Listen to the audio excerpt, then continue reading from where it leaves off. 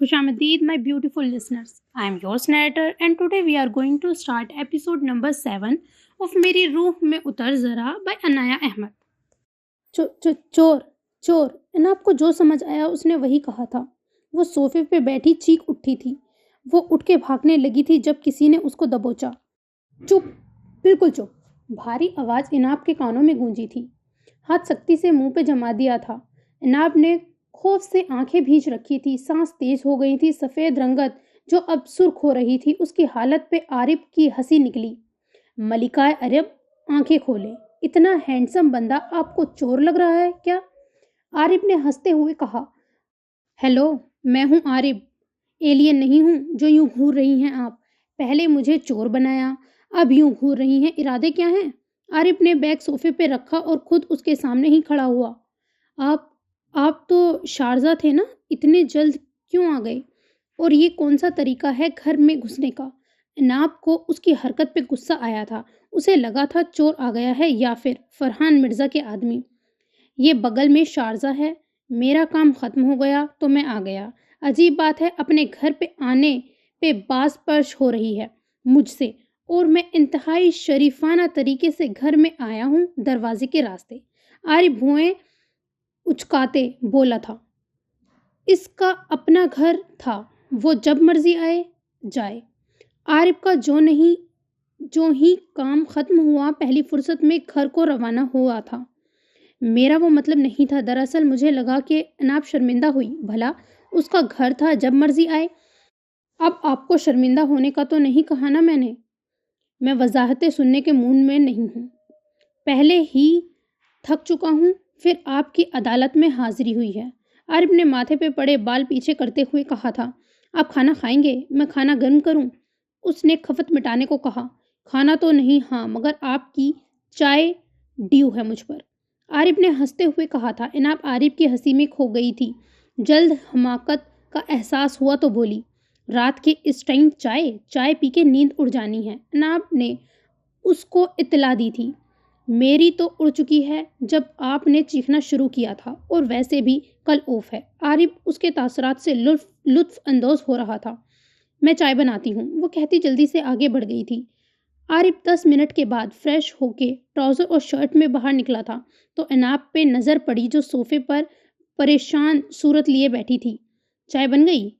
और मुंह पे 12 क्यों बज रहे हैं? आरिफ ने पूछा था. वो दरअसल, इनाप ने हिचकिचाते हुए कहा था. क्या वो? आगे भी कुछ बोल दें.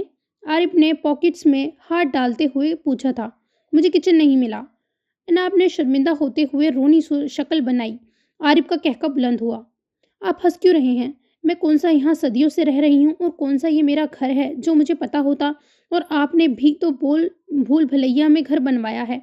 माना कि खुदा ने आपको दिमाग दिया है, मगर आपने तो हद ही कर दी. अगर कोई बंदा अंदर दाखिल हो तो भूल ही जाता है जाना कहाँ था और अब जाए कहाँ. इनाप को उसकी हंसी पे ताव आया तो उसी पर निकाल दी. इसीलिए तो बनवाया है कि कोई परी जब आए तो रास्ता भटक जाए. आरिफ ने हंसते हुए कहा था और कदम आगे को बढ़ा दिए. बहुत शौक है परियों का? इनाप ने हल्की सी आवाज में कहा था. आरिफ ने लिविंग रूम से निकल के दाएं जानिब राहदारी में मुड़ा था जहां एक वसी हॉल था. इस हॉल को भी खूबसूरती से सजाया गया था. इस हॉल के आखिरी सिरे पर एक दरवाज़ा था जो किचन का था. ये रहा किचन. आरिफ ने आगे बढ़ के लाइट ऑन की. आरिफ के पीछे ही इनाप ने कदम रखा था. वो तो बोझला के रह गई. ये इतना बड़ा किचन था. इतना बड़ा तो हमारा सारा घर होगा. इनाप पे साख्ता इतने बड़े किचन को देख के बड़बड़ाई थी. वो इर्द गिर्द का जायजा लेने में मगन थी जब आरिफ के हाथ काम में लग चुके थे. गर्म पानी 2 मगों में उंडेला. मग मिल्क पाउडर के चम्मच गर्म पानी में मिक्स किए. दोनों में टी बैग डुबोया और ट्रे में शुगर पॉट और दोनों कप रख के वो किचन टेबल पर आ गया. 5 मिनट में सारा काम किया था उसने. इनाप हैरानी से ये सब देख रही थी. शुगर? आरिफ ने उसके तासरात देखते हुए हंसते हुए पूछा था. 2. इनाप मनमनाई. आरिफ ने शुगर डालकर उसका कप उसकी तरफ खिसकाया और अपनी कप में 1 चम्मच डाल के अपने सामने किया. अरसा से अकेला रह रहा हूँ तो मुझे अपने काम करने की आदत है. चाहे ही मेरे काम करने को नौकर रहें, मगर خود کے کام کرتے ہوئے میں انجوائے کرتا ہوں، کبھی کبھار تو وقت ملتا ہے۔ عارف نے عناب کی طرف دیکھتے ہوئے کہا تھا۔ آج آپ نے اپنی کڑوی کافی نہیں پینی؟ عناب نے کڑوا سا منہ بناتے ہوئے پوچھا تھا۔ آپ تو کافی کے پیچھے ہاتھ دھو کے ہی پڑی ہوئی ہیں۔ آج آپ کا ساتھ دینا تھا، اسی لیے آج خلاف عادت چائے پی رہا ہوں، عارف نے ہنستے ہوئے کہا تھا۔ ابھی چند پل ہی گزرے ہوں گے کہ عناب کی آنکھوں کے سامنے ماضی کا قصہ گھوم گیا، جب وہ کچن میں تھی اور شاکب آ گیا تھا۔ آج بھی تو وہ انجان ملک میں انجان آدمی کے گھر رات کے اس پہر وہ اکیلی بیٹھی ہوئی تھی۔ اگر اس نے کچھ ایسا ویسا کر دیا اس کے ساتھ تو یہ سوچتے ہی اس کے پسینے چھوٹ گئے تھے۔ اس نے ایک خوف زدہ نظر عارف پر ڈالی جو ہنستے ہوئے اس سے کچھ پوچھ رہا تھا، مگر وہ اپنے حواسوں میں ہوتی تو بتاتی۔ وہ غائب دماغی سے بیٹھی ہوئی تھی۔ عناب، کیا ہوا ہے؟ Are you all right? Arif نے اس کی کیفیت دیکھ کے پوچھا تھا۔ 2 3 4 دفعہ اس کو پکار چکا تھا مگر وہ سن ہی نہیں رہی تھی۔ عناب کا چہرہ گیلا ہو رہا تھا پسینے سے، ہتھیلیاں نم ہو رہی تھی۔ عناب، کیا ہوا؟ سن رہی ہو؟ عارف اب اٹھ کے پاس آیا تھا۔ اس سے پہلے کہ وہ اس کو ہاتھ لگاتا عناب الرٹ ہوئی تھی۔ اسے لگا تھا شاکب عارف کا روپ دھارے سامنے کھڑا ہے۔ نہیں، ہاتھ مت لگائیے۔ عناب نے اپنی طرف بڑھتا ہاتھ دیکھ کے زور سے جھٹکا تھا۔ عارف حیران پریشان اس کی صورت دیکھ رہا تھا۔ آخر ہوا کیا ہے؟ عناب کرسی کو دھکیلتی ہوئی اندھا دھن باہر کو لپکی تھی۔ عارف بھی پیچھے ہو لیا تھا۔ عناب، بات تو سنو، بتاؤ کیا ہوا ہے؟ تم ٹھیک ہو نا؟ عارف پریشانی سے اس کے پیچھے لپکا اور اس کا بازو پکڑ کے اس کو روکا جو بھاگنے کو مچل رہی تھی۔ دیکھیں، میں نے کسی کا کیا بگاڑا ہے؟ مجھے جانے دیں۔ کیوں مجھے اپنی ہوس کا نشانہ بنانا چاہ رہے ہیں؟ عناب چیخی تھی۔ لفظ ہوس پہ عارف کا دماغ تپ گیا تھا۔ تمہارا دماغ ٹھیک ہے؟ کیا بکواس کر رہی ہو؟ عارف چلایا تھا۔ وہ اس حملے پہ بلبلا اٹھا تھا۔ عناب اس کو کیا سمجھ رہی تھی؟ اس کی رگیں تن گئی تھی۔ اس نے اپنی گرفت مضبوط کی تھی عناب کے بازو پہ۔ ہاں، آپ نے مجھے مفت کا مال سمجھ رکھا ہے اور آپ کا اصلی روپ دیکھا ہے میں آپ کو آپ کے گندے ارادوں میں کامیاب نہیں ہونے دوں گی، عناب نے کہتے ہوئے مچلتے ہوئے اپنا بازو آزاد کروایا تھا اور صوفے میں جاگ لگی۔ اس سے پہلے کہ سنبھل پاتی، سر پاس رکھے ٹیبل کی نوک میں لگا تھا تو خون کا فوارہ ابل پڑا تھا۔ عارف جو ساکت کھڑا اس کا جنون دیکھ رہا تھا اس کی طرف لپکا۔ عناب ہوش و خرد سے بیگانہ اب خون سے رنگے سر کے ساتھ فرش پہ بے ترتیب پڑی تھی۔ ماضی کبھی انسان کا پیچھا نہیں چھوڑتا۔ بری یادیں اوکٹوپس کی طرح انسان کو جکڑے رکھتی ہیں، خون چوستی رہتی ہیں۔ ایسے ہی ماضی عناب کو جکڑے ہوئے تھا۔ جب وہ حال میں آگے بڑھنے لگتی تھی، کچھ نہ کچھ ایسا ہو جاتا تھا جو اس کے خوف زدہ کر کے پھر اس کی نگری میں لا پٹکتا تھا۔ نہ جانے کب تک یہ ماضی اور حال کی آنکھ میں چولی چلنے والی تھی۔ نیکسٹ سین۔ مشتبہ ملک کے 4 بچے تھے، عارف، احتشام، حشام اور سب سے چھوٹی بیٹی رباب مشتبہ تھی۔ احتشام اور حشام جڑوا تھے۔ دونوں کی شکل ہو بہو ایک جیسی تھی۔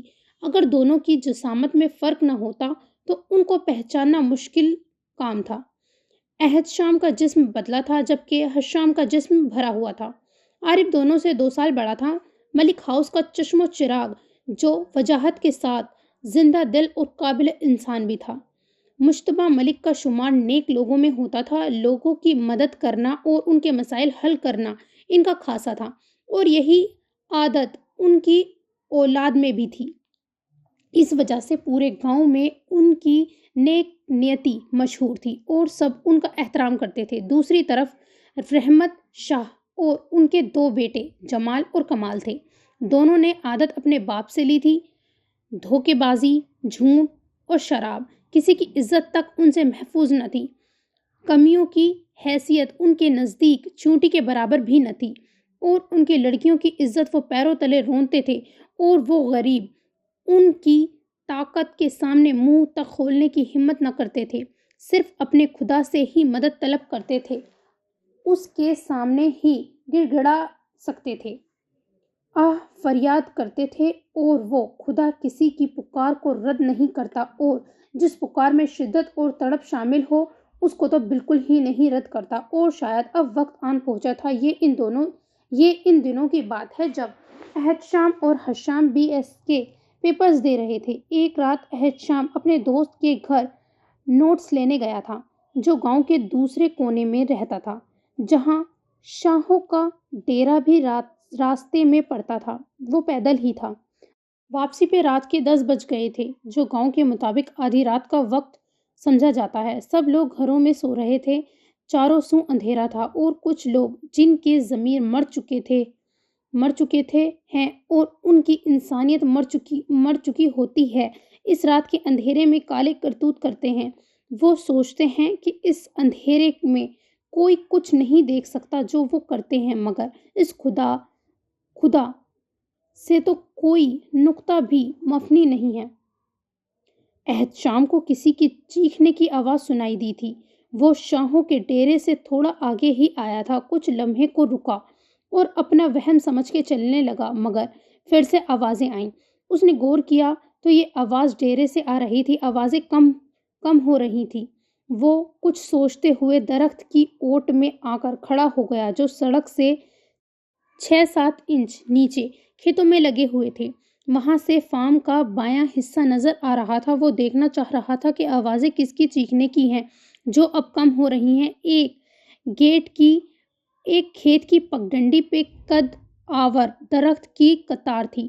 اس نے سوچا کہ گیٹ پہ گارڈ ہوگا۔ وہ درختوں کی اوٹ میں چل کے فارم جانے کا سوچ کر چل پڑا، جہاں سے اسے کھڑکی سے نظر آ سکتا تھا۔ وہ تھا فارم کا پچھلا حصہ، جہاں اسے ایک کھلی کھڑکی نظر آئی تھی۔ پچھلے حصے میں روشنی نہ ہونے کے بھی برابر تھی۔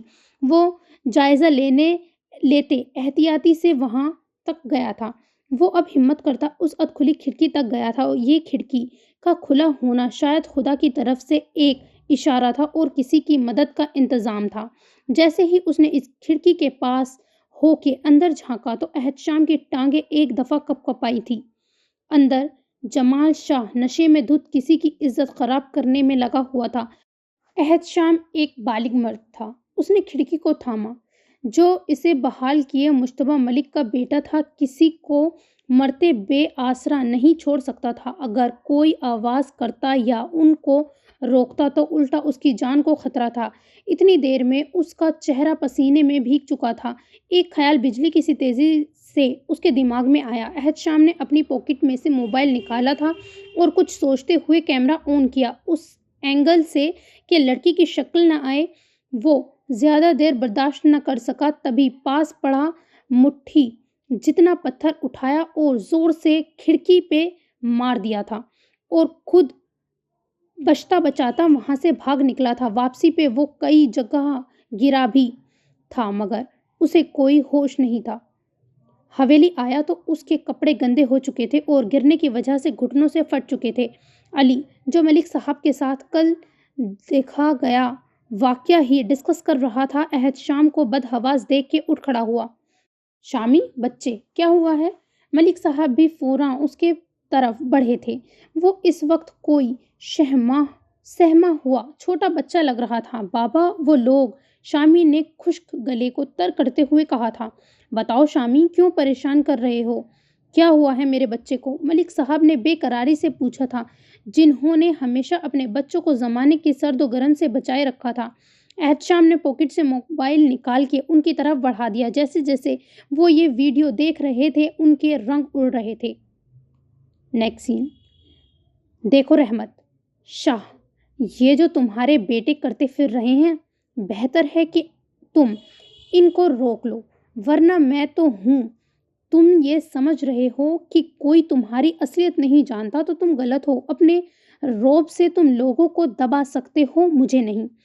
مجھے ان خودکشیوں کے پیچھے کیا ہو رہا ہے سب پتہ ہے۔ تمہیں ذرا ڈر نہیں ہے اس ذات کا؟ مشتبہ ملک نے رحمت شاہ کو پہلے صلاح جو انداز میں سمجھانا چاہا تھا، شاید کہ بات بن جائے۔ کیا مطلب ہے تمہاری اس بات کا؟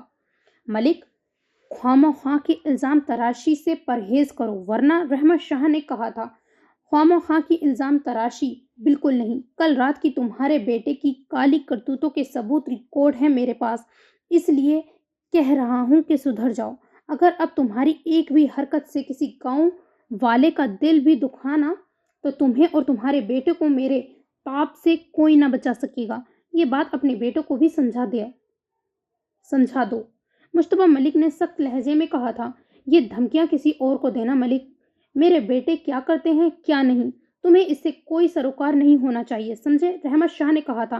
ठीक है, मर्जी तुम्हारी। तुम्हारे शैतानों को रोकने के लिए खुदा ने मेरे बेटों में हिम्मत दी है। अब देखना मैं करता क्या हूँ। मुश्तबा मलिक ने कहते साथ कॉल बंद की थी। रहमत शाह गुस्से में ठहल रहा था। वो इलाके पर अपना जमा हुआ खौफ और हुकूमत गंवाना नहीं चाहता था। पक्का मलिक के हाथ कोई सबूत है। कुछ देर के लिए ही खुद और अपने बेटों पर काबू पाना होगा। ये ही वक्त का तकाजा है। तभी सामने से कमाल शाह आता नजर आया। ये तू क्या करता फिर रहा है? जरा होश है, संभल कर। मलिक को तुम्हारे करतूतों का पता लग गया है और उसके पास सबूत भी हैं। रहमत साहब अपने सबूत पे गरजे थे। मलिक की इतनी जरूरत?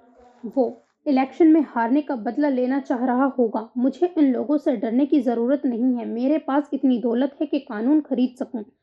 कमाल शाह ताकत के नशे में चूर था।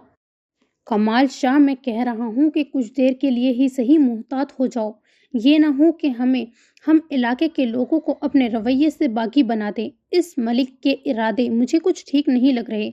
रहमत शाह उसे कुछ समझाना चाह रहे थे मगर उस पे इस वक्त पैसे का नशा और ताकत का गुरूर चढ़ा हुआ था। इसको तो मैं वो सबक सिखाऊंगा कि वो याद रखेंगे। सारा मूड खराब कर दिया। करम दादा, गाड़ी निकालो। कमाल शाह जैसे आया था वैसे ही वापस चला गया था। रहमत शाह को तूफान का खदशा हो रहा था मगर खुदसर बागी बेटे को समझा न सकते थे। अभी वो अपने फार्म पे जाने वाली सड़क पे था जब उसकी नज़र मुंशी नज़ीर के घर खड़ी मलिक मुश्तबा की गाड़ी और बॉडीगार्ड पर पड़ी थी। वो तैश में आ गया। मुंशी नज़ीर की बेटी ने आज सुबह जिंदगी की बाजी हार दी थी। किसकी वजह से ये उसको बेहतर पता था। करम दादा, जो काम हमने 2-4 दिन बाद महज डराने के लिए करना था वो काम कल ही हो जाए और कोई भी न बच पाए। कमाल शाह ने सफाकियत से कहा था और गाड़ी जुन से आगे बढ़ाई थी। Next scene. आ जाएं, सब खाना लग गया है, बिल्किस बेगम ने सबको कहा था। एहतशाम हशाम अपनी किताबें सब छोड़ के भाग आए थे। नदीदे हैं दोनों, ऐसे लग रहा है जैसे जंगल से छूट के आए हों। बीजान के पास बैठी रबाब ने कहा था, चल लोमड़ी, दिमाग ना खाओ, कल वैसे भी पेपर है। ये हशाम था। दिमाग होगा तो खाऊंगी ना, हा हा हा। रबाब ने कहा तो हशाम ने उसका कान मरोड़ा। शामी भाई, रबाब ने मदद को पुकारा। ना करो हशाम, पिटोगे मुझसे। एहतशाम ने अपने 2 मिनट बड़े होने का रौब जमाया था। अच्छा जी, 2 मिनट बड़े भाई, हशाम ने कहा था। बस करो बातें बच्चों और खाना खाओ, बीजान ने उन सब को नजर उतारते हुए कहा था। तभी शहरिश भी अंदर दाखिल हुई थी और सबको सलाम करके रबाब के साथ वाली कुर्सी खींच कर बैठ गई थी। आरिफ से बात हुई? बीजान ने कहा था। जी हुई है, वो आज जरा मशरूफ था इसीलिए आपसे बात नहीं कर सका। शहरिश ने बीजान की फिक्र पर मुस्कुराते हुए कहा था। शुक्र है मौला, मेरा दिल पता नहीं क्यों बैठा जा रहा है। खुदा सब ठीक करे, मेरे बच्चों को अपनी हिफाजत में रखे। बीजान ने आयतल कुर्सी पढ़कर सब पर दम किया, लेकिन होनी को कौन टाल सकता है। Next scene. कल सुबह जाते हुए एहतशाम और हशाम की गाड़ी पर फायरिंग हुई थी, जिसकी वजह से वो दोनों शदीद जख्मी हुए थे। मलिक हाउस पे कयामत टूट गई थी। वो दोनों जिंदगी और मौत की जंग लड़ रहे थे। मलिक साहब ने जवान बेटों को खून आलोदा कपड़े में देखा तो जब्त खो बैठे थे। आरिफ भी वतन वापसी के लिए फ्लाइट पकड़ चुका था। हर कोई सदमे से निढाल। नेकी की राह पे इनको किन हालात से सामना करना पड़ रहा था, मगर अभी तो ये आगाज था। नेकी की सीधी राह हमेशा कठिन होती है क्योंकि खुदा ने इंसान को आजमाइश से गुजारने के और मजबूत और साबिर बनाना होता है। सबसे अलग और मुनफरिद इंसान को सब्र सीखना मकसूद होता है और कभी कभी तो इस राह में सबसे अजीज तरीन चीज जो कुर्बान करना पड़ जाता है। जवान बेटे आईसीयू में जिंदगी और मौत की जंग लड़ रहे थे। पुलिस ने भी कार्रवाई शुरू कर दी थी, मगर रहमत शाह का अशरूर और शौक उसको बचा रहा था। शाम के 5 बजे जब आईसीयू का दरवाज़ा खुला था तो सब बेसब्री से डॉक्टर की सिमत भागे थे, मगर डॉक्टर का एक लफ्ज़, ایک لفظی جواب سوری سب کو جیتے جی مار گیا تھا۔ قیامت کا سا منظر تھا۔ وہ پکار عارف باپ کو سنبھالنے آگے بڑھا تھا جو یہ خبر سنتے ہی گرنے لگے تھے۔ ہر آنکھ اشک بار تھی، دل جوان موت پہ ماتم کنا تھا۔ جب صندوقوں میں میتیں ملک ہاؤس لائی گئی تھی تو رونے سے حویلی کی در و دیوار لرز اٹھے تھے۔ دوسری طرف عناب حویلی کے کوارٹر میں بخار میں جھلس رہی تھی، ہوش و خروش سے بیگانہ۔ اسے حویلی والوں پہ ٹوٹنے والی قیامت کی خبر نہ تھی۔ علی بھی اس کٹھن وقت میں وفادار ملازم ہونے کا ثبوت دیتا ملک صاحب کے ساتھ ساتھ تھا۔ عارف اور ارتضیٰ میں کوئی راز چل رہا تھا۔ نڈھال سے عارف کو ارتضیٰ سہارا دیے ہوئے تھا۔ تدفین والے دن کے بعد عارف کو واپس دبئی بھیجنے پہ ملک صاحب کا اصرار بڑھ رہا تھا۔ بابا، ملک صاحب اس وقت اپنی اسٹڈی میں اندھیرے میں بیٹھے ہوئے تھے جب عارف نے آواز دی تھی اور ساتھ ہی لائٹ آن کی تھی۔ ملک صاحب کے اشک رواں تھے۔ باپ کی اجڑی حالت دیکھ کے عارف کا دل کٹ سا گیا تھا۔ انہوں نے بازو واہ کیے تھے عارف کے لیے۔ اگلے ہی پل وہ آگے بڑھا تھا۔ بابا حوصلہ کریں، خدا کا فیصلہ تھا یہ، عارف بمشکل بولا تھا۔ جان سے پیارے بھائی کھوئے تھے۔ عارف کیا کروں میں یار، احتشام کی آخری بات میرے کانوں میں گونج رہی ہے۔ وہ کہہ رہا تھا بابا ہار مت مانیے گا، وہ لوگ درندے ہیں، خون میں لت پت بھی مجھ سے یہ عہد لے رہا تھا کہ میں ان کو سزا دلواؤں۔ مجھے ایک پل بھی اس کی آواز سکون نہیں لینے دے رہی۔ میرے شہزادے مجھ سے چھین گئے۔ ملک صاحب کی آواز میں کرب تھا۔ اولاد کو کھونا آسان تو نہیں ہوتا۔ وہ اولاد جس کی معمولی سی تکلیف پہ بھی والدین بے چین ہو اٹھتے ہیں۔ اتنی تکلیفوں کے بعد پال پوس کے اب مٹی کے سپرد کر آئے تھے۔ ہائے ان ماں باپ کے حوصلے اور صبر! کسی کی مدد کی خاطر نیکی کی راہ پہ قربانی میں اپنا آشیانہ ہی جل گیا تھا۔ بابا اس بات کو پورا کرنے کی ہی خاطر حوصلہ کریں، آپ ہمت مت ہاریے گا، کیونکہ آپ کے شہزادے یہ چاہتے تھے نا، ہمارے احتشام گناہ گاروں کو ان کے انجام تک پہنچانا چاہتا تھا۔ اب وہ یہ کام ہمارے ذمے لگا گیا ہے، میں ہوں نا آپ کے ساتھ۔ عارف نے آنکھیں صاف کرتے ہوئے کہا تھا۔ نہیں عارف، تم یہاں نہیں رہ سکتے، تم فوراً دبئی واپس جاؤ گے۔ مجھ میں اور حوصلہ نہیں، پہلے ہی 2 بیٹوں کو کھو چکا ہوں، اب تمہیں کچھ ہوتا دیکھ نہیں سکتا، میں خود دیکھ لوں گا سب۔ ملک صاحب عارف کی بات پہ حواس باختہ ہوئے تھے۔ پاپا ریلیکس، عارف نے ان کو پریشان ہوتا دیکھ کر کہا تھا۔ بس تم جلدی سے واپسی کا انتظام کرو بس، ملک صاحب حتمی انداز میں بولے تھے۔ نیکسٹ سین۔ آج چوتھا روز تھا عناب کو بخار میں جلتے ہوئے۔ علی گھن چکر بن کے رہ گیا تھا، حویلی اور کوارٹر کے چکر لگاتا تھا۔ اس نے کسی کو عناب کی طبیعت کے بارے میں بتایا بھی نہ تھا۔ وہ لوگ خواہ پریشان ہوتے، پہلے ہی وہ لوگ شوق میں تھے۔ ڈاکٹر نے آج دوا بدلی تھی تو عناب کی طبیعت میں بھی بہتری آئی تھی۔ آپا کیسی طبیعت ہے اب آپ کی؟ علی اس کے سرہانے بیٹھا پوچھ رہا تھا۔ رات کے 7 بج چکے تھے۔ بہتر ہوں اب علی، پتہ نہیں مجھے کیا ہو گیا ہے۔ اچھی بلی تو تھی، عناب بولی تھی۔ دیکھیں کیا حال کر لیا ہے اپنا، رنگ پیلا ہو گیا ہے آپ کا، علی نے کہا تھا۔ عناب مسکرا دی تھی۔ ہو جاؤں گی ٹھیک۔ ارباز بھائی کی کال آئی تھی کیا؟ وہ ٹھیک ہیں؟ عناب نے پوچھا تھا۔ جی سب ٹھیک ہے، بس آپ جلدی سے ٹھیک ہو جائیں، پھر ہم نے بہت سے کام کرنے ہیں، علی نے عناب کو دیکھ کے کھوئے انداز میں کہا تھا۔ اچھا کون سے کام؟ عناب نے پوچھا تھا۔ بس بتاؤں گا، ابھی آپ ٹھیک تو ہو جائیں۔ علی نے اس کی طبیعت کے پیش نظر اس کو ملکوں کے بارے میں کچھ نہ بتایا تھا اور جو ملازم کوارٹر میں آئے تھے ان کو بھی کچھ بتانے سے منع کر رکھا تھا۔ اچھا اگر تو اچھے کام ہوئے تو ضرور ساتھ دوں گی میں اپنے شہزادے کا، عناب نے اس کا گال تھپتھپایا تھا۔ اچھے ہی ہیں اور میں برے کام کروں گا بھلا؟ علی نے کہا تھا۔ آپا میرا دل کرتا ہے میں ساری برائی ختم کر دوں، ظالم لوگوں کو ان کے انجام تک پہنچا دوں، چاہے وہ کتنے ہی طاقتور کیوں نہ ہوں، علی نے کھوئے انداز میں کہا تھا۔ ہمارے اختیار میں طاقتوروں سے لڑنا نہیں ہے، مگر ہم ان کو برا بھلا کرنے پہ ملامت کر سکتے ہیں بس، عناب نے کہا تھا۔ مگر یہ تو ایمان کا سب سے نچلا درجہ ہوتا ہے آپا، ہم کیوں نہ کر ڈرے ایسے لوگوں سے مقابلہ کرنا چاہیے، علی نے کہا تھا۔ علی کیسی باتیں کر رہے ہو، مجھے خوف آ رہا ہے، عناب کو علی کی باتوں سے ڈر محسوس ہوا تھا۔ ارے آپا کچھ بھی نہیں، वैसे ही बात कर रहा था। आप क्यों डर गई हैं? ये लें, दूध पी लें। अली ने अनाब का उड़ता रंग देख के अपनी गलती का एहसास हुआ था, क्योंकि वो ये वक्त ना बात करने का था, मगर शायद अब बात का वक्त भी नहीं मिलने वाला था। Next scene. इनाब की तबीयत अब पहले से बेहतर थी, मगर वो काम के लिए हवेली नहीं जा रही थी, मगर उसको हवेली की खामोशी खटक रही थी। हर कोई खामोश था। अली भी आजकल पुरस्कार लग रहा था। आरिफ वापस जा चुका था। अली अभी क्वार्टर में सोया हुआ था। रात को उसने मलिक साहब के साथ शहर के लिए निकलना था। वो क्वार्टर की छत पे जाने वाली सीढ़ियों पे बैठी हुई थी, जहां से गांव के खेत साफ नजर आ रहे थे। शाम के साए फैल रहे थे। हरे भरे खेत लहला रहे थे। कुछ लोग खेतों में काम करते नजर आ रहे थे, कुछ लोग पगडंडियों पे चल रहे थे। हवा ने माहौल को और भी शहर अंगेज बना दिया था। अजीब खामोशी थी।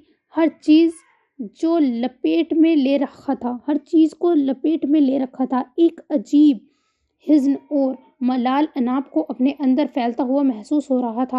इस पुरस्कार माहौल से अचानक उसे खौफ महसूस हुआ था, तो उसका दिल डूब गया था। तभी मोजिन ने अल्लाह अकबर की सदाएं बुलंद की थी। इनाब उठी और नमाज अदा करने चल दी। Next scene. मलिक साहब, सब तैयारियां मुकम्मल हो चुकी हैं। एक आदमी ने अंदर आके बताया था। कल कोर्ट की पहली सुनवाई थी, जिसमें मलिक साहब ने इस वीडियो समेत जाना था जो शाहों को मौत तक पहुंचा सकती थी। शाहों को इस वीडियो का इल्म हो चुका था। अब वो किसी भी हाल में इस वीडियो को तबाह करने के दर पे थे। सुबह तक कोर्ट में सही सलामत पहुंचना एक बहुत बड़ा मौज़ा ही बन गया था।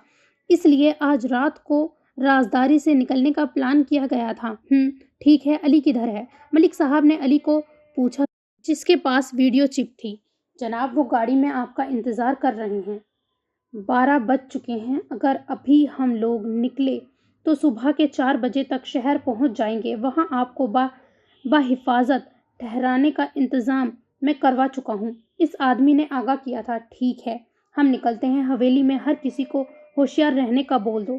हम यहाँ नहीं होंगे तो मुझे पीछे की भी फिक्र लगी रहेगी। मलिक साहब ने कहा था। जनाब, आप फिक्र मत करें, काबिल भरोसे आदमी हैं यहाँ सब। फिर मुअद्दब सा जवाब आया था और दोनों आगे पीछे चलते बाहर को निकल पड़े थे। मलिक साहब को गाड़ी के पास खड़े एक आदमी ने चादर दी थी, जिसमें उन्होंने अपना आप लपेट लिया था। गाड़ी भी उन्होंने अपनी इस्तेमाल करने की बजाय आज दूसरी की थी। ड्राइविंग सीट अली संभाले हुए था। मलिक साहब पीछे जाकर बैठ गए थे। पहले एक जीप आगे निकली थी, जहां उनकी हिफाजत को आदमी मौजूद थे। पिछली अली की गाड़ी निकली थी। हर तरफ खूब अंधेरा था। सिर्फ गाड़ियों की रोशनी से सड़क रोशन हो रही थी। गांव की हदूद से 5 मिनट निकलने से पहले 2 गाड़ियां सामने से आई थीं और उनमें से निकल के आदमियों ने अंधाधुंध फायरिंग शुरू कर दी थी। हर तरफ से अंगारे बुलंद हो रहे थे। दिल दहला देने वाला मंजर था। मलिक साहब, आप फौरन नजर बचा के गाड़ी से निकल के इस निचले टीले पे छुप जाएं। अली ने कहा था। वो सिर्फ इस वक्त अली की जान बचाना चाह रहे थे, मगर मलिक साहब ने कुछ कहना चाहा था।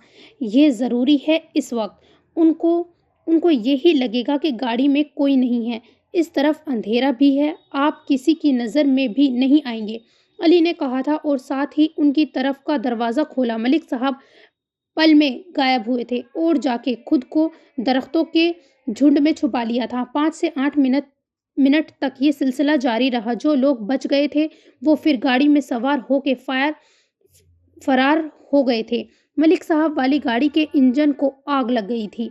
मलिक साहब ने शोर थमने के बाद बाहर निकलने के बाद देखा था तो हर तरफ खून ही खून था। लाशें बिखरी पड़ी थी। दोनों ग्रुप्स के लोग मारे गए थे। मलिक साहब ने अपनी गाड़ी जलती देखी तो बेइख्तियार अली को पुकारते आगे बढ़े थे, मगर अब शायद देर हो चुकी थी, बहुत देर। वफादारी और नेकी की जंग में वो भी हिस्सा ले चुका था। कैसे बताऊं क्या होता है दुनिया से हर दर्द छुपाना, अपनी जात की दीवारों से सर टकराना, अपने सर को अपने कांधे आप टिकाना, अश्क बहाना, हर दुख अपना खुद को सुनाना, खुद से रूठ के आप मनाना, اپنے اندر آگ جلا کر اپنی ذات کو راکھ بنانا، یہ سب سہ کر پھر بھی جینا، جیتے رہنا اور پھر اس پر خوش ہونے کا ڈھونگ رچانا، کیا ہوتا ہے؟ دیبا نے ایک نظر بیڈ پر سوئی اناب پر ڈالی تھی جس کے سر پہ پٹی بندھی ہوئی تھی۔ کچھ دیر پہلے والے واقعے پہ اس نے تعصب سے سر ہلایا اور دروازہ بند کر کے باہر نکل آئی تھی۔ ابھی کچھ دیر پہلے حماد ان کو گھر چھوڑ کے گیا تھا۔ ہاسپٹل سے واپسی پہ عارف تو نہ جانے کہاں غائب ہو گیا تھا۔ عارف سے خوفزدہ ہو کے جب وہ دوڑی تھی تو گرنے سے ٹیبل کا کونا اس کے سر پہ لگ گیا تھا اور خون کا فوارہ ابل پڑا تھا۔ عارف تو حماد کو کال کر کے غائب ہو گیا تھا۔ مختصراً ساری تفصیل بتا کے وہ چلتا بنا تھا۔ قصور ان حالات میں اناب کا بھی نہ تھا، اس پہ حالات نے اپنی چھاپ چھوڑی تھی۔ پہلے ماں اور باپ کی لڑائیوں میں پستی رہی، پھر ذرا بڑی ہوئی تو باپ نے سوتیلی ماں کو سر پہ لا بٹھایا جس نے اپنے رویوں سے اس کا جینا حرام کر دیا تھا۔ پھر شاکب کا شیطانی چہرہ دیکھنا پڑا اور جس بھائی نے اعتماد دیا تھا اور جس کا سہارا تھا وہ ہی دنیا سے رخصت ہو گیا تھا اور بڑا بھائی کمانے کے چکروں میں دور بیٹھا ہوا تھا۔ اس کی زندگی میں دور آئے ہی ایسے تھے کہ وہ کسی پہ یقین نہیں کر پائی تھی۔ سین چینج۔ مناہل اس وقت یونی کے گراؤنڈ میں کتابیں ارد گرد بکھرائے بیٹھی نوٹس بنا رہی تھی، باقی سب کیفے میں تھی۔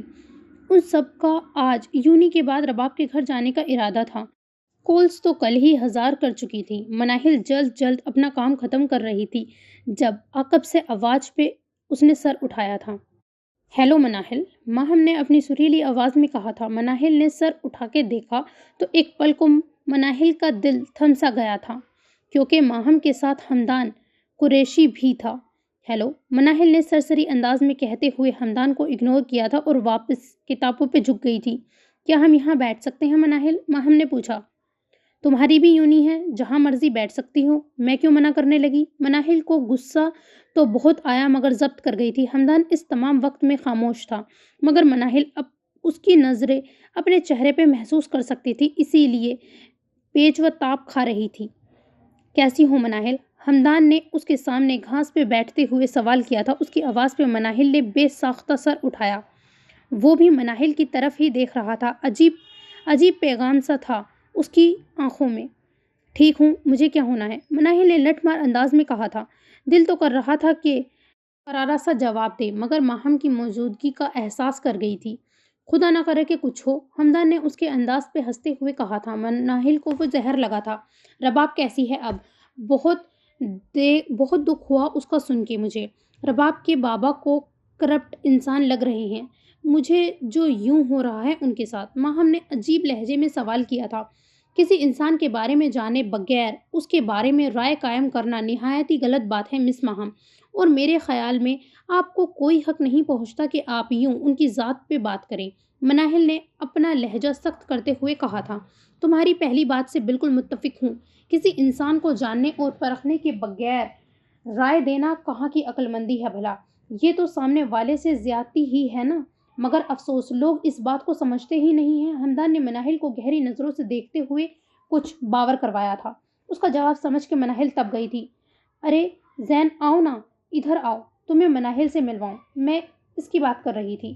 اس سے پہلے کہ مناہل کوئی جواب دیتی حمدان کو ماہم نے پاس سے گزرتی ٹولے کو آواز دے ڈالی تھی جس کا سربراہ زین درانی تھا، یونی کا مشہور امیر ترین بگڑا لڑکا اور ماہم کا کزن تھا۔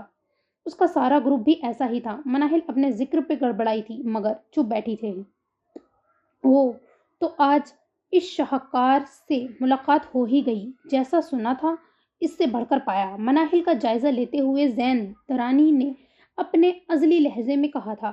ساتھ ہی زین اور اس کا چمچہ فرقان مناہل کو عجیب نظروں سے گھورتے اس کے دائیں جانب گھاس پہ بیٹھ گیا تھا۔ حمدان کو ماہم پر غصہ آ رہا تھا۔ ہیلو مس مناہل، بہت عرصے سے آپ سے ملنے کی خواہش ہو رہی تھی مجھے، زین درانی کہتے ہیں۔ میرا پتہ تو ہوگا نا؟ زین نے ہاتھ آگے بڑھاتے ہوئے کہا تھا۔ مناہل کے دل میں آیا کہ 2 لفظ بھیج اس کی صورت پہ یہاں سے غائب ہو جائے۔ کیسے ہو زین؟ نظر نہیں آئے تم کافی دنوں سے؟ حمدان نے اس کا مناہل کی طرف بڑھا ہوا ہاتھ تھام لیا تھا اور بات بدلی تھی۔ بس تمہیں تو پتہ ہے نا ہمارے کاموں کا، پہلے ان سے تو مل لینے دو۔ زین نے ہمدان کو ایک آنکھ مارتے ہوئے لوفرانہ انداز میں کہا تھا، ہمدان کا تو دل کیا اسی ہاتھ سے اس کا منہ توڑ دے۔ مناہل، دراصل زین کے بھتیجوں کے لیے کسی ٹیوٹر کی ضرورت تھی تو مجھے تم سے اس کام کے لیے بہتر لگی ہو۔ کچھ عرصے پہلے تم یہ کام ہمدان کے گھر بھی کر چکی ہو۔ پیسوں کی فکر مت کرو، وہ بہت اچھا پیکیج دیں گے۔ کچھ میں بات کر لوں گی، تم ہاں بولو بس۔ ماہم نے ہمدردی جتاتے ہوئے کہا تھا۔ مناہل کو پہلی دفعہ اپنی کم حیثیت پہ دکھ اور غصہ آیا تھا۔ اس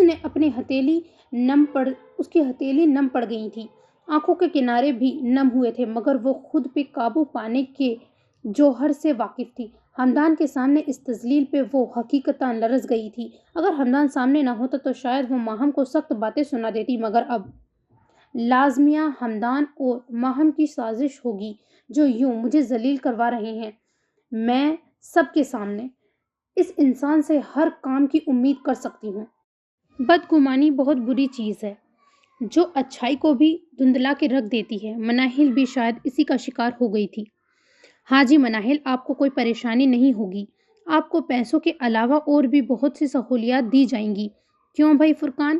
زین نے فرقان کو آنکھ مارتے ہوئے اس کی تائید چاہی تھی۔ ان سہولیات کا مطلب ہمدان بخوبی سمجھ چکا تھا، اس لیے خود پہ قابو نہ پا سکا۔ زین، مناہل کو ہرگز بھی یہ آفر منظور نہیں ہے۔ تب وہ فری تھی، مگر آج کل یوں نہیں ہے۔ تم کسی اور ٹیوٹر کو دیکھ لو، ہمدان نے خود کو قابو میں رکھتے ہوئے کہا تھا۔ ہمدان کسی اور میں مناہل والی بات تو نہیں ہوگی نا؟ یہ تو اپنی اپنی سی لگتی ہیں۔ زین نے اب حد کر دی تھی۔ دیکھیں زین صاحب، میں آپ کی آفر پہ سوچ کے جلد آپ کو بتا دوں گی۔ آپ کا شکریہ یہ جو آپ نے مجھے اس قابل سمجھا۔ خدا حافظ۔ مناہل نپے تلے لفظوں میں جواب دیتی اپنی چیزیں سمیٹ کے اٹھی تھی۔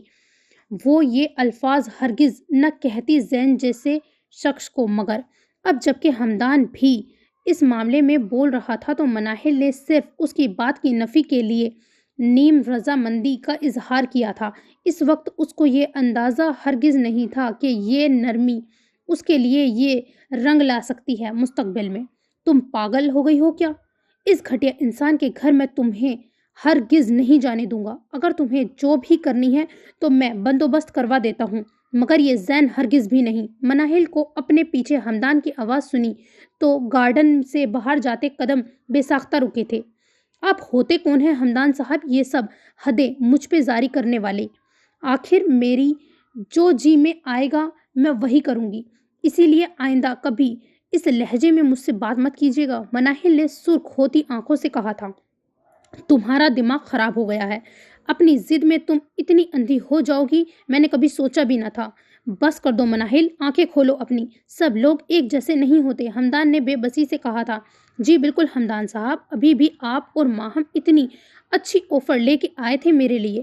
آپ یہ اچھے ہونے کا ڈھونگ کرنے میرے پیچھے چلے آئے ہیں کہ وہ زین اچھا نہیں ہے، مگر آپ سے تو اچھا ہے نا، جو بھی ہے سامنے ہے، آپ کی طرح اس کے ہزار روپ تو نہیں ہے نا؟ مناہل نے ایک ایک لفظ پہ زور دیتے ہوئے کہا تھا اور ماہم کی اس بکواس میں ہمدان کو بھی شامل کر دیا تھا۔ مناہل، مجھے سمجھ نہیں آ رہی ہے کہ میں کس طرح تمہیں یقین دلاؤں کہ میں ویسا نہیں ہوں جیسا تم مجھے سمجھ رہی ہو۔ ہمدان نے بالوں میں ہاتھ پھیرتے ہوئے کہا تھا۔ آپ بس مجھ سے دور رہیں، یہی اچھا ہوگا، مناہل نے کہا تھا اور ایک نظر ہمدان کی شکوہ کرتی آنکھوں میں دیکھا تو فوراً نظریں پھیرتے آگے بڑھ گئی تھی۔ ہمدان، کدھر گم ہو گئے ہو؟ چلو چلیں۔ ماہم نے اس کا بازو پکڑ کے اس کو ہلایا تھا جو مناہل کے جاتے ہوئے تک دیکھ رہا تھا۔ Shut up, just shut up. تمہاری ہمت بھی کیسے ہوئی ایسی گھٹیا حرکت کرنے کی؟ سمجھتی کیا ہو تم خود کو؟ آئندہ بھی زین شاہ سے مناہل کے متعلق بات مت کرنا۔ ہمدان پھنکارا تھا، بازو چھڑوا کے غصے سے تن فن کرتا پارکنگ کی جانب بڑھ گیا تھا اور ماہم ہکی بکی کھڑی رہ گئی تھی۔ سین چینج۔ سب لوگ یونی کے بعد رباب کے گھر جمع ہو گئی تھی۔ اب گھر میں ادھم مچا ہوا تھا۔ رباب کے کمرے سے قہقہوں کی آوازیں بلند ہو رہی تھی۔ تبھی ارتضیٰ اپنی ماما فہمیدہ اور حفظہ کو لے کے آ گیا تھا۔ حفظہ اور فہمیدہ سب سے ملنے کے بعد رباب کے کمرے میں چلی گئی تھی، جبکہ ارتضیٰ کو مشتبہ صاحب سے کام تھا تو ان کے روم کی جانب بڑھ گیا تھا۔ ماما، یہ سب لوگ بھی میری یونی میں پڑھتی ہیں۔ حفظہ نے سلام دعا کے بعد فہمیدہ کا سب سے تعارف کروایا تھا۔ ماشاء اللہ، بہت پیاری بچیاں ہیں، خدا سب کے نصیب اچھے کرے۔ فہمیدہ بیگم نے مسکراتے ہوئے کہا تھا۔ آمین آمین، بس ان کے نصیبوں سے ہی ڈر لگتا ہے، پاس بیٹھی بی جان نے نم لہجے میں کہا تھا، اوئے حفظہ، تم ادھر کدھر؟ مقدس سے آخر رہا نہ گیا تو رباب کو گھورتے ہوئے حفظہ سے پوچھ ہی لیا۔ اس کی بات پہ رباب بھی ہنسی۔ بتاؤ حفظہ، مجھے تو مت گھورو کدو، رباب نے ہنستے ہوئے مقدس کو کہا تھا۔ میں ارتضیٰ سر کی بہن ہوں اور یہ ہماری ماما ہیں۔ حفظہ نے ہنستے ہوئے مقدس سمیت فضا، نشا اور نیہا کے سر پہ بم پھوڑا تھا۔ مناہل رباب کے ساتھ بیڈ پر بیٹھی مسکرا رہی تھی کیونکہ وہ پہلے سے ہی واقف تھی۔ مگر تم لوگ یہاں کیسے حفظہ؟ نیہا کو اس کی یہاں موجودگی سمجھ نہ آ رہی تھی۔ یار عارف بھائی اور سر ارتضیٰ بیسٹ فرینڈز ہیں، رباب اس بار خود بولی تھی۔ رول نمبر 22، تمہاری تو خیر نہیں ہمارے ہاتھوں، نشا نے اسے گھورتے ہوئے کہا تھا۔ تبھی دروازہ کھلا تھا اور ملازمہ اندر آئی تھی، اس کے پیچھے ہی وائٹ کپڑوں میں ملبوس ایک لڑکی جو نرس تھی۔ آپ سب لوگوں کو بیگم صاحبہ بلا رہی ہیں، ٹیبل لگا دیا ہے اور یہ رباب باجی کی مرہم پٹی کرنے آئی ہیں، ملازمہ نے کہا تھا۔ آ جاؤ بچوں، کچھ کھا پی لو۔ آؤ بیٹی تم بھی، بی جان نے فہمیدہ بیگم اور لڑکیوں سے کہا تھا۔ نرس اندر آ چکی تھی۔ کیسی ہیں آپ؟ نرس نے اپنی پیشہ ورانہ انداز میں کہا تھا۔ جی بہتر ہوں، مگر درد ہو رہی ہے، سر میں بھی اور ہاتھ میں بھی پین کلر لی ہے، اسی لیے ابھی بہتر محسوس کر رہی ہوں، رباب نے کہا تھا۔ میں ادھر ہی ہوں رباب کے پاس، تم لوگ جاؤ، مناہل نے کہا تھا تو سب آگے پیچھے نکل گئی تھی۔ سب بیٹھے چائے پی رہے تھے جب رباب کے کمرے سے آتی چیخوں کی آوازوں کے ساتھ ہی شہرش سیڑھیوں سے اترتی نظر آئی تھی۔ ہائے شہرش، کیا ہوا میری بچی کو؟ کب سے وہ یوں شور کر رہی ہے؟ بی جان نے فکر مندی سے پوچھا تھا۔ بی جان، کچھ بھی نہیں ہوا، پتہ نہیں کب بڑی ہوگی۔ کب سے بیچاری نرس مجھے اور مناہل کو اس لڑکی نے آگے لگا رکھا ہے، نہ ہی ڈریسنگ ٹھیک سے کروا رہی تھی اور اب انجیکشن نہ لگوانے کا شور ڈال رکھا ہے۔ شہرش نے کرسی کھینچ کے بیٹھتے ہوئے صورتحال سے آگاہ کیا تھا۔ یہ پٹاخہ رباب انجیکشن سے ڈرتی ہے سیریسلی؟ فضا نے ہنستے ہوئے پوچھا تھا۔ سب ہنس دیے تھے۔ تبھی ایک اور دل دہلا دینے والی رباب کی چیخ نے جہاں سب کو ہنسنے پہ مجبور کیا، جبکہ مشتبہ صاحب کے کمرے سے فائل سمیت نکلتے ارتضیٰ کو چونکا دیا تھا۔ السلام علیکم، ارتضیٰ نے سب کو دیکھتے ہوئے سلام کیا تھا اور بی جان کے سامنے جھکا۔ سب لڑکیوں نے بھی کھی کرتے ہوئے ارتضیٰ سر کو سلام کیا تھا، جس کا سنجیدگی سے اس نے جواب دیا تھا۔ آنٹی، رباب کسی صورت میں انجیکشن نہیں لگوا رہی، جبکہ سسٹر کا کہنا ہے کہ یہ ضروری ہے، مناہل نے نیچے جھانکتے ہوئے کہا تھا۔ کیا کروں میں اس لڑکی کا؟ بلکس بیگم نے مناہل کی آواز سن کے ماتھا پیٹ لیا تھا، ساتھ ہی رباب کی پر احتجاج آوازیں سنائی دے رہی تھی۔ ارتضیٰ کو ساری بات سمجھ میں آ گئی تھی۔ اگر آپ لوگ اجازت دیں تو میں مدد کر دوں؟ ارتضیٰ نے پوچھا تھا۔ ہاں ضرور، اگر وہ تمہاری بات مان لے، شہرش بیگم نے کہا تھا۔ ارتضیٰ سر ہلاتا شاہانہ چال چلتا سیڑھیاں عبور کرتا آگے بڑھتا جا رہا تھا۔ کمرے میں داخل ہوا تو منظر کچھ یوں تھا۔ نرس ہاتھ میں انجیکشن بھرے کھڑی تھی، مناہل رباب کی منتیں کر رہی تھی اور رباب میڈم بیڈ کے بیچوں بیچ بیٹھی ہوئی تھی۔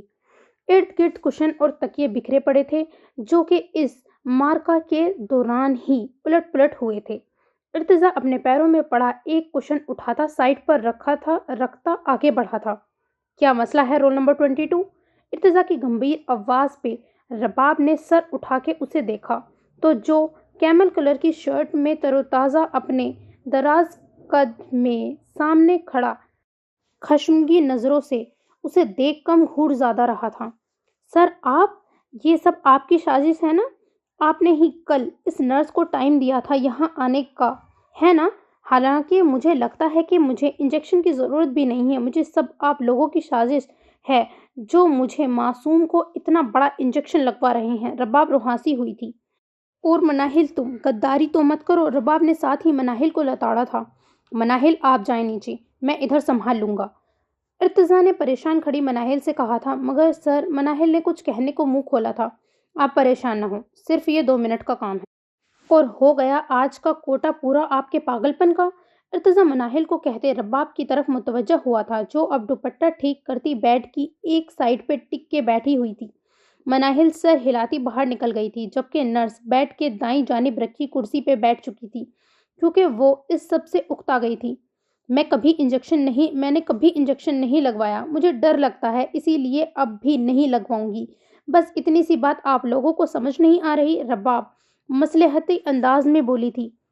چپ چاپ سسٹر سے انجیکشن لگوا لیں، ورنہ دوسری صورت میں نے لگا دینا ہے۔ مجھے اس کا تجربہ ہے نہیں تو سرنج بازو میں ہی ٹوٹ جائے گی، جس سے مسئلہ زیادہ ہو جائے گا۔ بازو میں انفیکشن ہو جائے گا، بازو کاٹنا بھی پڑ سکتا ہے۔ اب فیصلہ کر لیں کس سے انجیکشن لگوانا ہے۔ ارتضیٰ نے نقشہ کھینچا تھا، ساتھ ہی نرس کو ہاتھ کے اشارے سے بلایا تھا۔ رباب ٹکٹکی باندھے ارتضیٰ کی دل دہلا دینے والی باتیں سن رہی تھی۔ خدا کا خوف کریں، اگر آپ کو انجیکشن لگے تو آپ پہ کیا گزرے گی؟ رباب نے پلکیں جھپکاتے ہوئے معصوم لہجے میں پوچھا تھا۔ کچھ بھی نہیں، صرف ذرا سی سوئی بازو میں سے گزرے گی جو ابھی آپ کے بازو میں ہے۔ ارتضیٰ نے کہتے ہوئے اس کا بایاں بازو پکڑا تھا جس میں نرس نے اپنے پیشہ ورانہ انداز سے روئی رکھنے کے بعد انجیکشن لگا رہی تھی۔ رباب باتوں میں اتنی مگن ہو گئی تھی کہ اسے پتہ ہی نہیں لگا تھا۔ رباب نے بازو میں گھستی سوئی کو دیکھ کے چیخ ماری تھی۔ ہلنا مت، ورنہ نڈل ادھر ہی رہ جائے گی۔ بس 2 منٹ کا کام ہے۔ ارتضیٰ نے اس کی آنکھوں سے نکلتے موٹے موٹے آنسو دیکھتے ہوئے نرم لہجے میں کہا تھا۔ بس ہو گیا، آپ خواہ اتنا ڈر رہی تھی۔ اپنے کام سے فارغ ہو کے نرس نے کہا تھا۔ ارتضیٰ نے بھی اس کی روتی بسورتی صورت دیکھی تھی۔ اس وقت وہ کوئی بچی ہی لگ رہی تھی۔ بے ساختہ ارتضیٰ کے ہونٹوں پر مسکراہٹ آئی تھی جسے وہ جلد چھپا گیا تھا۔ شکریہ آپ کا بہت بہت۔ ارتضیٰ نے نرس کا شکریہ ادا کیا تھا اور نرس مسکراہٹ اچھالتی اپنا بیگ پکڑتی نیچے چلی گئی تھی۔ آ گیا آپ کو سکون یہ ظلم کر کے؟ آپ کو ٹیچر نہیں کچھ اور ہونا چاہیے تھا۔ اپنا بازو پکڑے وہ مسلسل بول رہی تھی۔ اور تمہیں ایک نہیں بلکہ پاگل پن کے پورے کورس کے انجیکشن لگنے چاہیے۔ آرام سے بیٹھ جاؤ، زخم ابھی بھرے نہیں ہیں، خون نکلنے لگ گیا ہے۔ ارتضیٰ نے رباب کے ماتھے کی پٹی کی طرف اشارہ کرتے ہوئے کہا تھا۔ اس سے پہلے کہ رباب کوئی جواب دیتی شہرش کی آواز آ گئی تھی۔